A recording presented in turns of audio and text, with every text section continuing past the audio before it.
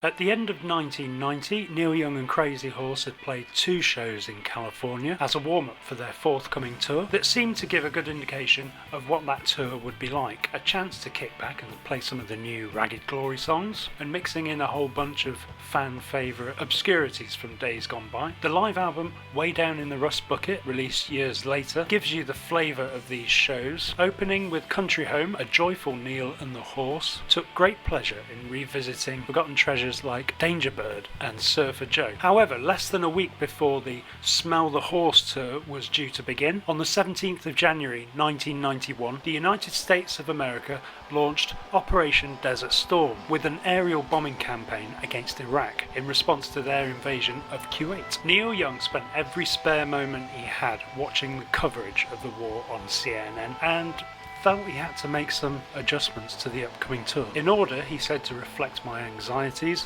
and attempt to exorcise the demons of my own comprehension of the people who were dying as we were playing. The thought of simply going out onto the road to merely entertain was no longer an option, so Young focused more energy into the songs that dealt with conflict like Powderfinger and Cortez the Killer, and also with new songs such as Love and Only Love and Love to Burn. The themes of these songs were given added poignancy as the Gulf War raged on every night through the TV tube. I figured the guitar playing was a soundtrack for CNN, he said later. Young also added a cover of Bob Dylan's Blowin' in the Wind to the set, performed in the style of Mother Earth from Ragged Glory on the electric guitar. How many deaths will it take till he knows that too many people have died? The answer is Blowin' in the Wind. Usually performed as the 3rd song in the set after Crime in the City, air raid sirens and machine gun fire would herald the start of the song, and the classic melody would start smouldering through Young's old black and monster guitar rig.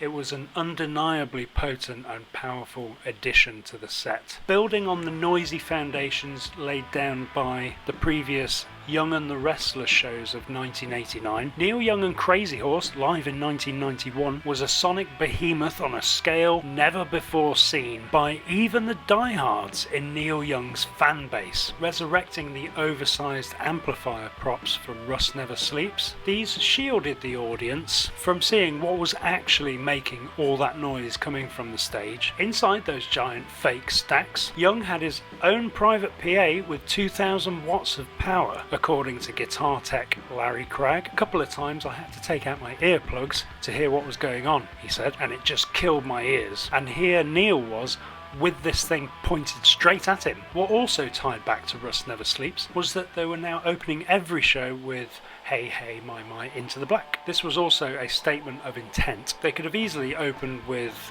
Country Home, like in the previous November shows, but Young now knew they couldn't mess around. The shows were purposefully intense right from the opening notes. Another aspect of the tour that prevented it from becoming just another aging rocker on a nostalgia tour was the choice of support acts. Manager Elliot Roberts booked indie noise rock pioneers Sonic Youth and the rockabilly-tinged punk band Social Distortion as the opening acts. Sonic Youth were Neil Young fans, and Kim Gordon from the band had a weirdly personal connection. She had actually known Bruce Berry back in the 70s. It was a bold choice of openers that tested the open-mindedness of Neil Young's fans to the extreme. Sonic Youth especially received a decidedly mixed reception from the crowd, with their lengthy, droning feedback solos and detuned guitars. If you watch clips from these shows on YouTube, you can hear about half and half boos and cheers after they finish each song. It was an inspired choice to have them on the tour though, as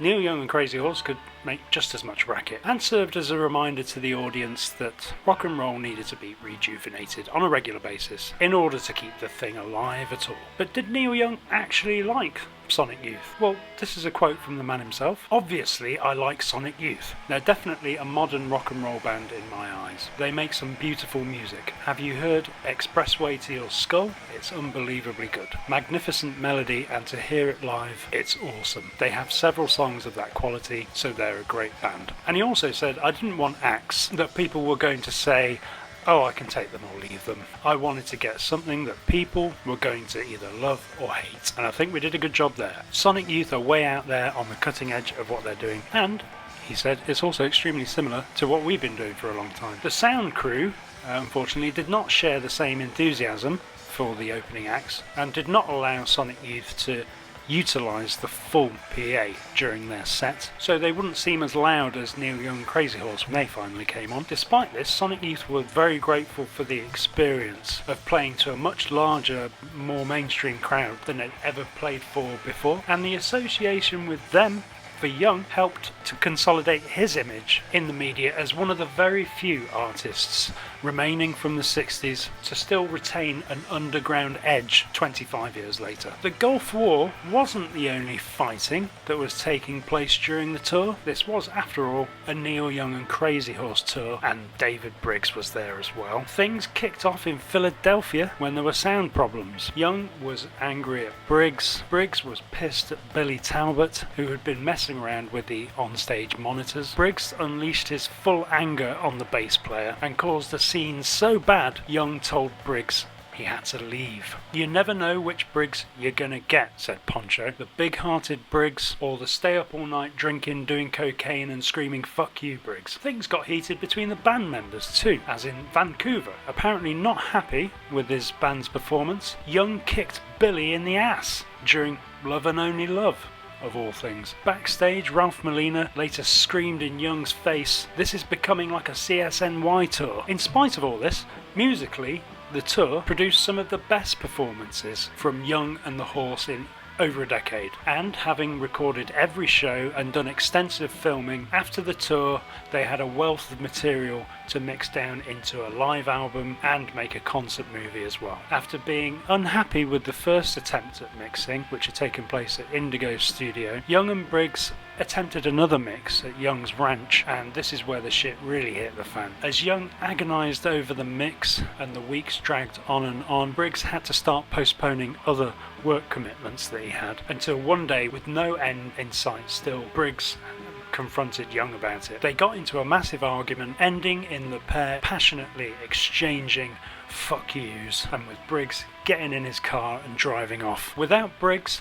Young and Billy Talbot finished mixing the album, which was released in October of 1991 under the name of Weld. Comprising 2 CDs, this was the most complete document thus far of a Neil Young and Crazy Horse show that had been released. And unlike almost any other Neil Young release up until that point, it contained no acoustic or piano songs, just a back-to-back all-out electric assault. For the completists and the noise fanatics, there was another edition of the album called Ark Weld, which was 3 CDs, 1 CD just being called Ark, which consisted of just one 35-minute long track of feedback, guitar noise, improvisations and vocal fragments, all culled from the tour's live recordings. Ark was inspired by a suggestion from Sonic Youth's Thurston Moore, who said after viewing Young's tour documentary Muddy Track, said that he should release an album that sounded like that, of just the beginnings and ends of songs, with feedback and all recorded highly compressed through a video camera microphone. There was nothing lo-fi about Ark, it was taken from the multi-track board recordings, but if it was reminiscent of anything, it was Lou Reed's mid-70s avant-garde Metal Machine music. And this further cemented Young's position as an artist still willing, in his mid-40s, for better or worse, to take risks. Weld itself is one of the very best Neil Young live albums, or just Neil Young albums period. It was one of the very first ones that I listened to, actually. After Harvest, I think I listened to this one next. So it was these versions of My Hey Hey Like a Hurricane, Cortez the Killer, that I heard before the original versions. And do you know what? It's not a bad place to start, because they are absolutely stellar versions. The brilliant thing about using Weld as a starting point for Neil Young and Crazy Horse is that it is a great compilation of songs performed by a band at one of their peaks, with just the right balance of being faithful to the originals mixed with just the right amount of improvisation. The Weld concert video, interestingly, retains the original mixes done by John Hanlon and David Briggs at Indigo Studios, and also contains a slightly different track listing. It also features, very prominently, members of the audience going absolutely mental to Hey Hey My and other songs, like this lady, and this guy, which give the film a kind of sociological aspect that makes it even more fascinating. I wonder what that lady's up to now. Jimmy McDonough, in his book Shaky, said that when future races want to look back on the obsessive relationship between artist and audience in the rock era, this is one document they will want to peruse. The Weld video still is, to my mind, probably the best live document of Neil Young and Crazy Horse available, even better than Rust Never Sleeps, maybe. It's 2 hours of pure unadulterated horse. After being released on video and Laserdisc in the 90s, it was never officially re-released on DVD, so by the time I came to be aware of it and actually want to see it, it was the 2000s, and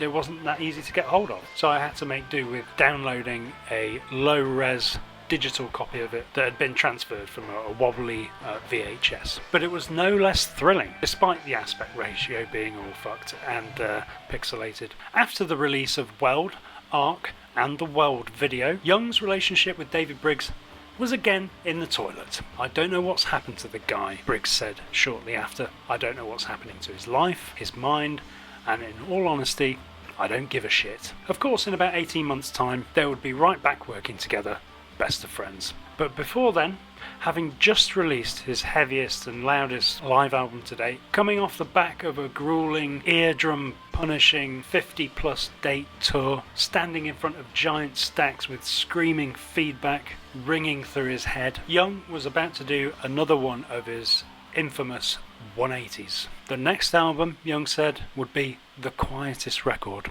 I've ever made. And this wasn't just a stylistic choice. The Weld tour, and all the previous decades of playing incredibly loud guitar through giant speakers, had left Young with a condition called Hyperacusis, a condition characterised by a heightened sensitivity to everyday noises, where normal sounds are perceived as excessively loud, uncomfortable, or even painful. So Crazy Horse were again put out to pasture, and just as the rock world was becoming grungified, Nirvana's Nevermind was also released in the fall of 1991. Young, of course, decided to go fully to the opposite end of the spectrum, reuniting with many of his old friends from the Harvest days and making some of the most gorgeous and, quite frankly, romantic, softest soft rock that ever softed. So we'll get into that whole story in the next video, so stick around and check out the other videos in this chronological series about Neil Young's career if you haven't already. The link to the playlist is in the description below, and subscribe if you ain't already. Give us a like and hype up the video, whatever that is. And if you want to support what we're doing here, consider joining our Patreon as well. It's only £1 a month, and you get full access to the Rust for Glory archives, which are kind of like our version of Neil Young's archives, only slightly smaller, but there's a lot of stuff on there, like our live albums, not available on this channel, so you may enjoy that. So until the next video, thanks for watching, bye for now.